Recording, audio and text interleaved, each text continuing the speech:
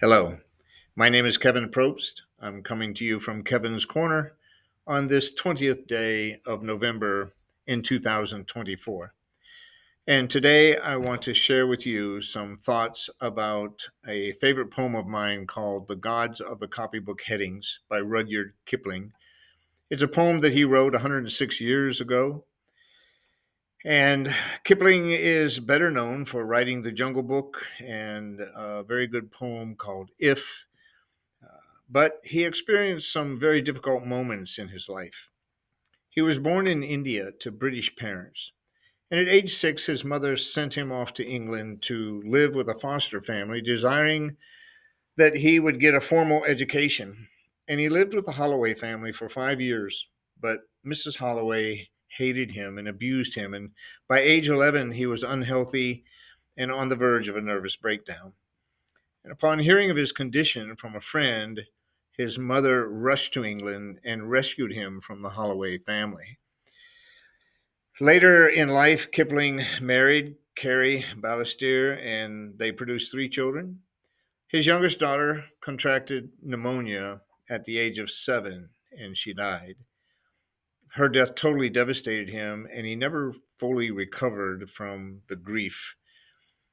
But he was very proud that his son John chose to serve his country in World War I. However, John was killed in the war, and Kipling and others searched for 4 years for his remains, but they were never found. His daughter Elsie was the only child to live through adulthood, and she died in 1976, 40 years after the death of her father. I discovered Kipling's poem, The Gods of the Copybook Headings, about 10 years ago, and I was entirely fascinated with the poem, and I set about on a mission to discover its meaning. It seemed that this man, living over 100 years earlier, was describing the world that I was actually living in. Was he a prophet? Or was he simply describing a time period in cyclical history that matched the time period that I was living in? His poem seemed to add validity to The Fourth Turning, a book written by Neil Howe and William Strauss that promotes the idea that history moves in 80-year repetitive cycles made up of a generational or a 20-year era. The fourth turning is the last era of the cycle and is generally a most dangerous period of social upheaval and sometimes devastating war that is followed by a reset that prepares society for a repeat of that cycle. It's a fascinating book. What is a copybook heading? In Victorian times, young children were given a blank book to improve their handwriting. They were given a meaningful proverb or a simple moral truth, and they were asked to repeat it multiple times. And the goal was to improve their handwriting by matching it with the heading at the top of the page. And children were taught moral concepts by copying these proverbs over and over until they were burned into their memories. Kipling's poem contrasts the teachings of the gods of the copybook headings and the gods of the marketplace. The former promises benefits and blessings to those who live by eternal and absolute truths. The gods of the marketplace represent a selfish relativism infecting the secular world and that denied absolutes and resulted in a breakdown of 20th century British society. Kipling's poem was first published October 26, 1919, and in it he expressed his criticism of the policies set forth by the British government and his dismay regarding the decay of British society. His poem is about man's struggle with sin and his repetitive failure to abide by the morals taught in the copybook headings. Kipling uses geological time periods to allegorically criticize what he considered to be destructive beliefs and policies of his day. Before the First World War, the government of Lloyd George was deeply criticized for disarmament. The Cambrian Age in Kipling's poem addresses this moment in British history and warns that the laying down of arms will not lead to peace, but rather just the opposite, to very destructive warfare. Kipling warns against the rise of radical feminism in British society in the feminine verse. Kipling predicted that radical feminism, would lead to the breakdown of marriages and increased unfaithfulness and promote childlessness.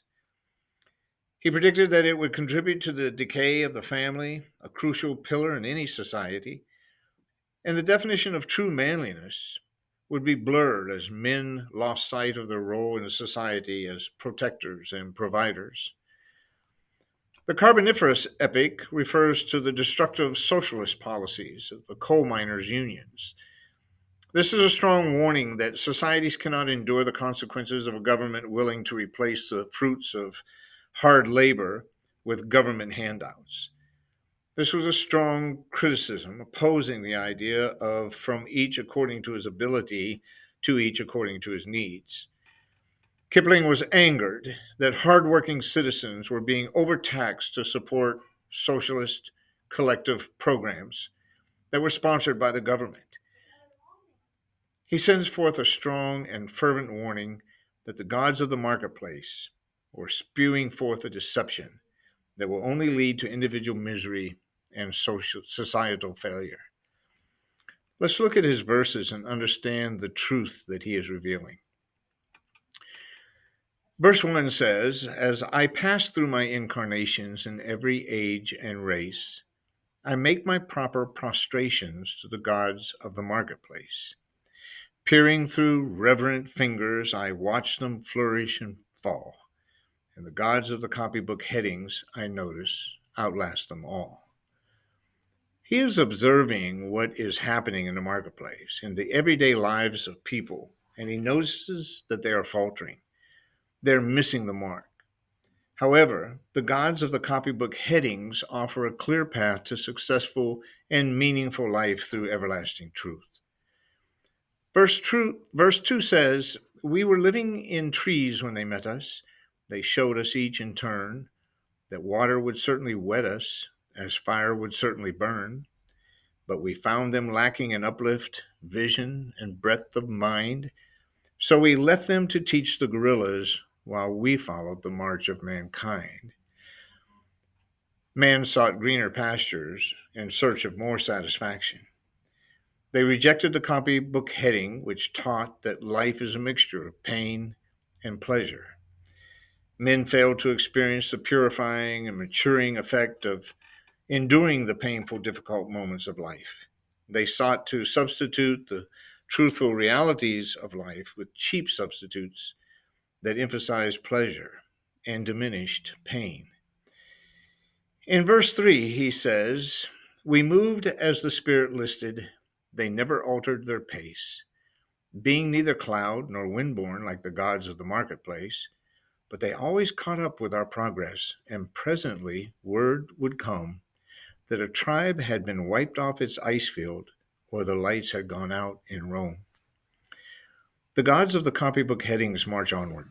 The spirit of truth will not be obstructed or driven off course. Truth never wavers. It is not clouded, but always remains clear. It is not driven about or misdirected by strong winds or deceptive doctrines. Truth tracks down and eventually crushes the lies and the deceptions of the marketplace. In verse 4, he writes, "With the hopes that our world is built on, they were utterly out of touch. They denied that the moon was Stilton. They denied she was even Dutch. They denied that witches were horses. They denied that a pig had wings. So we worship the gods of the market who promise these beautiful things." There is a widespread awareness that many leaders in our modern world are utterly out of touch. They want us to believe that men can be women and even get pregnant. These beliefs are as absurd as believing that a pig has wings or that the moon is actually made of Stilton cheese. In verse 5, when the Cambrian measures were forming, they promised perpetual peace. They swore if we gave up our weapons, that the wars of the tribes would cease. But when we disarmed, they sold us and delivered us bound to our foe. And the gods of the copybook headings said, "Stick to the devil you know." As wars and rumors of war continue to increase, as fear of nuclear war spreads across our globe, each nation wants to offer their own formula for peace. The nations have weapons of mass destruction. Those who have them want to determine which nations can and cannot develop such weapons. And it is an illusion to believe that some nations can be trusted with such power and others cannot. Can any nation be trusted? There is an illusion that taking weapons away from law abiding Americans will decrease crime in America. Well, law abiding Americans don't commit crimes. But when we disarmed, they sold us and delivered us bound to our foe, Kipling said. In verse 6, on the first Flaminian sandstones, we were promised the fuller life, which started by loving our neighbor and ended by loving his wife, till our women had no more children and the men lost reason and faith. The gods of the copybook heading said, "The wages of sin is death." Abortion has been rampant in our society for the last 60 years. Many women no longer yearn to mother precious children.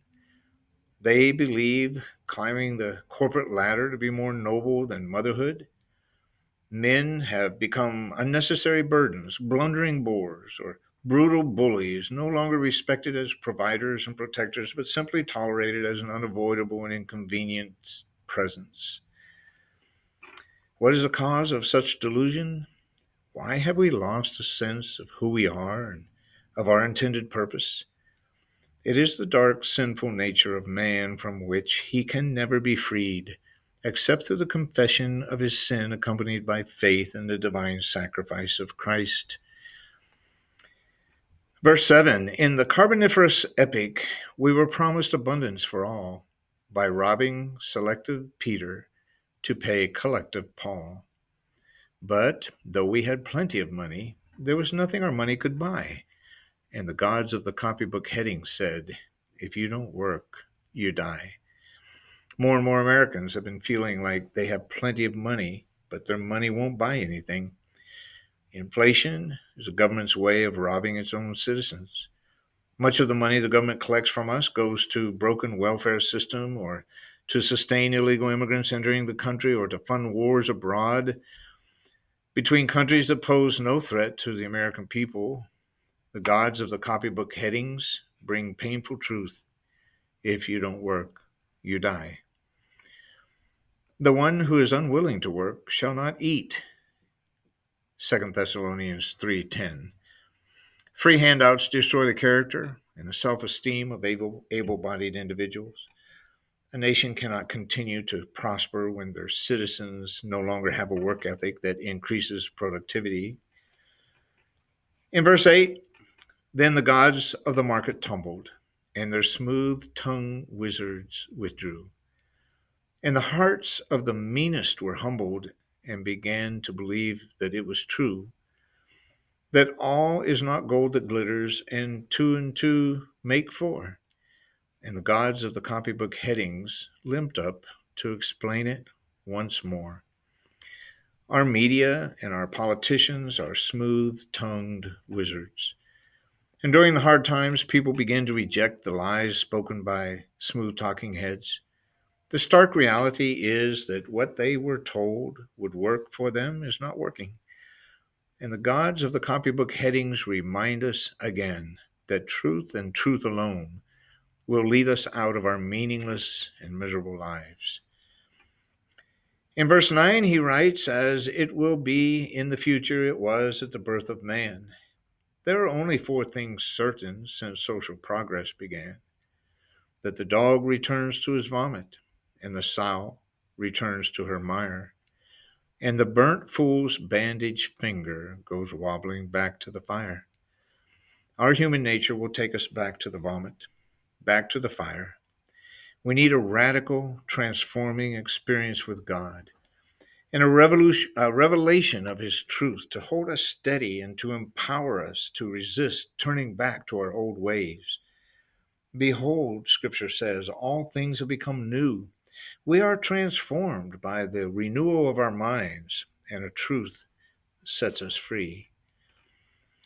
In the last verse, he says, and that after this is accomplished and the brave new world begins, when all men are paid for existing, and no man must pay for his sins, as surely as water will wet us, as surely as fire will burn, the gods of the copybook headings with terror and slaughter return. No man will escape paying for his sin. This is an absolute and demonstrable truth. There are always consequences for sin. The gods of the copybook headings with terror and slaughter return. There is a payment demanded for replacing God's truth with the lies of a secular and godless culture. I remember as a child being read many times the story of the three little pigs, and as these three set out on their own, their father warned them, watch out for the big bad wolf. The wolf was hungry and determined to kill and eat a little pig, and survival was solely determined by preparation. The first little pig built a house of straw, and the second built a house of sticks and twigs, but the third built a strong brick house that could not be destroyed and became the salvation of the three little pigs. Evil often overtakes us because we are ill prepared for it. Jesus told a similar story when he admonished his disciples to avoid false prophets, the gods of the marketplace, and the lies that they tell. Therefore, everyone who hears these words of mine and puts them into practice is like a wise man who built his house on the rock. And the rain came down, and the streams rose, and the winds blew and beat against the house, yet it did not fall, because it had its foundation on the rock. But everyone who hears these words of mine and does not put them into practice is like a foolish man who built his house on sand. The rain came, and the streams rose, and winds blew and beat against the house, and it fell with a great crash. Matthew 7:24 through 27. Man lives his most dangerous and destructive moments when he refuses to accept reality or when he tries to create an alternative reality.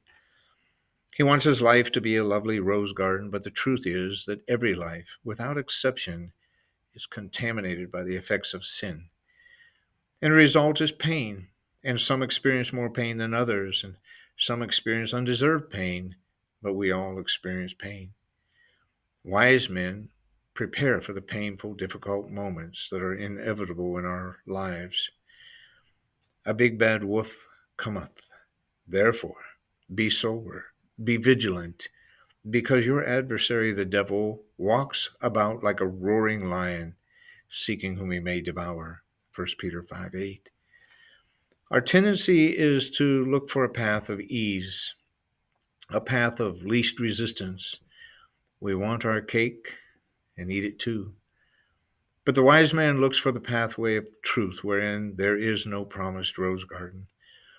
There will be sunny days, but also very trying and stormy moments to endure. And those who choose this path never walk alone. They receive instruction from the gods of the copybook headings. They have a companion who always loves and protects and provides for them, and who promises to help carry their burdens along the path that leads to their eternal destination. If this video was in any way helpful to you, please like this video. Please subscribe to Kevin's Corner. And if you know of anyone who might be helped by these words, please share this video with others. Thank you very much for your time.